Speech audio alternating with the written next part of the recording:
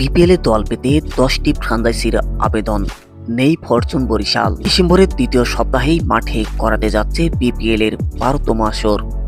তার আগে আজ মঙ্গলবার শেষ হয়েছে আসন্ন বিপিএল এর জন্য ফ্রাঞ্চাইজি মালিকানা চেয়ে আবেদন করার সময়। গতকাল পর্যন্ত আবেদন করেছিলেন মাত্র 2টি দল।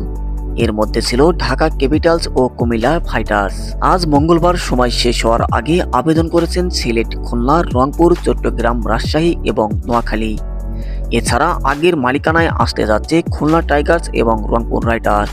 দল পেতে শেষ দিনে আবেদন করেছেন চিটাগং কিংসের মালিক শামীর কাদের চৌধুরী। তবে ফরচুন বরিশাল থেকে আবেদন করেননি কেউ।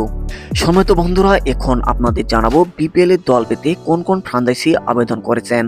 এর মধ্যে নাম্বার 1-এ আবেদন করেছেন ঢাকা ক্যাপিটালস, রিমাক হারল্যান্ডের হয়ে শাকিব খান।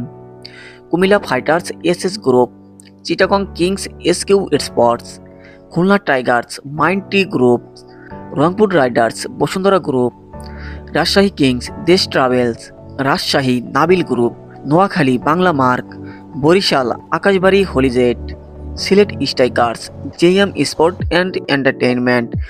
সম্মানিত বন্ধুরা, 10টি ফ্রাঞ্চাইজির মধ্যে আপনার কোন ফ্রাঞ্চাইজি সবচেয়ে প্রিয় অবশ্যই কমেন্ট করতে ভুলবেন না। তো দেখা হচ্ছে নতুন কোনো ভিডিওতে, সে পর্যন্ত ভালো ও সুস্থ থাকবেন। ধন্যবাদ।